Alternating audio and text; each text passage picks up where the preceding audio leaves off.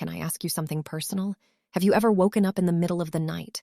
No alarm, no noise, and just felt wide awake? Like someone was in the room with you? Before you say, "That's just stress," stay with me. Because what I'm about to share changed the way I see my everyday life. And I think it might change yours too. Most of us grew up thinking angels only show up in big, dramatic moments.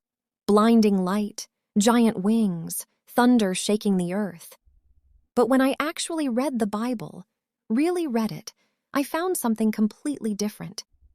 Angels showed up in kitchens, on dusty roads, at the entrance of a tent while someone was eating lunch. In Genesis 18, Abraham sat down and shared a meal with 3 visitors, and didn't realize until later that he had been hosting angels at his own table. So here's my question for you today. What if you've already had encounters like that, and just didn't recognize them? Let's talk about 5 signs, and I want you to drop in the comments which one hits closest to home. Sign 1.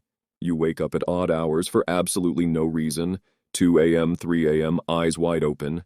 Mind alert, almost like someone tapped you. Most of us grab our phones and scroll until we fall back asleep. I've done it. You've probably done it. But here's what 1 Kings 19 shows us.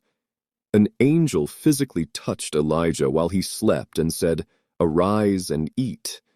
Not in a vision, a literal wake-up call. What if those 3 a.m. moments aren't insomnia? What if they're an invitation? Next time it happens, before you touch your phone, try just saying, "God, I'm awake." I'm listening. And see what happens. Drop in the comments. Does this happen to you? How often? In Sign 2. Sign 2. A piece that makes absolutely no sense. You know what I'm talking about. Life is a mess. The bills are real. The relationship tension is real. The anxiety is loud. And then, out of nowhere, this wave of calm just washes over you. You didn't earn it. You didn't do anything. It just came.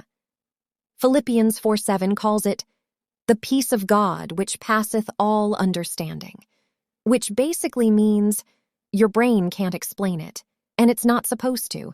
When the angel appeared to Mary in Luke 1, her whole world had just been turned upside down, and the very first thing the angel said was, "Fear not." Peace before explanation. That's how heaven operates. Has this ever happened to you at a moment you really needed it? Tell me below. Sign 3. Sign 3. You escaped something you had no business escaping. Near-miss car accident. You almost took that turn, but something told you not to. You can't explain it, but you listened, and you're still here. Let me read this to you slowly because I don't want you to miss it. Psalm 91:11-12. For he shall give his angels charge over thee. They shall bear thee up in their hands, lest thou dash thy foot against a stone. Angels. Literally described as catching you before you fall. Stop calling it luck.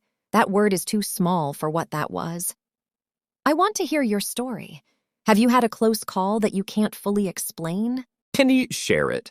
Your story might encourage someone else today. Sign 4. Sign 4. A stranger said exactly what you needed to hear. Not a best friend, not a pastor, a stranger, someone you'd never met.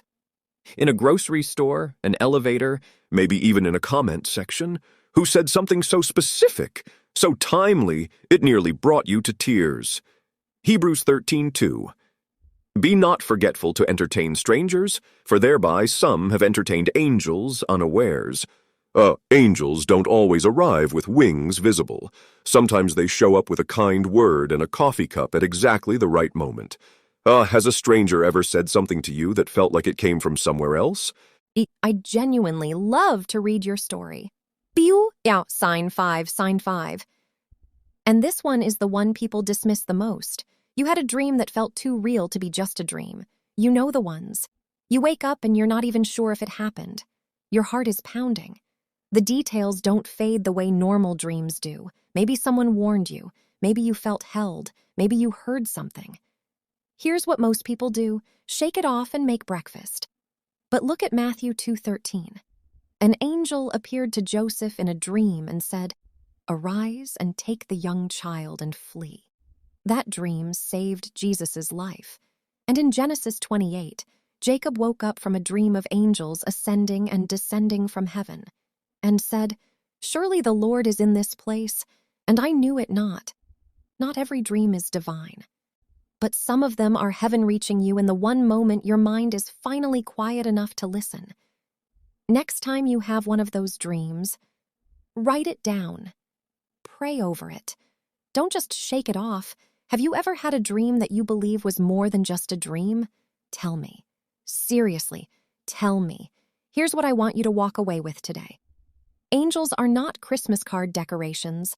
They are not fairy tales. They are active, working, and according to Hebrews 1:14, are sent specifically to serve those who will inherit salvation. Sent to serve you. You may not see them. You may not hear an audible voice, but the signs are everywhere.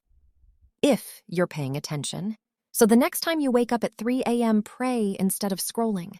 The next time peace hits you out of nowhere, i.e., receive it. The next time a stranger says exactly the right thing, don't call it a coincidence. Say, "Thank you, Lord. God is not distant. Heaven is not silent, and you are absolutely not walking through this life alone." Now I want to hear from you. Which of these 5 signs have you experienced? Drop the number in the comments. Just the number. 1, 2, 3, 4, or 5. I'm going to read every single one. And if this encouraged you today, share it with someone who needs the reminder. You might be the stranger in their story. Subscribe to our channel if you do love this video. God bless you. I'll see you in the next one.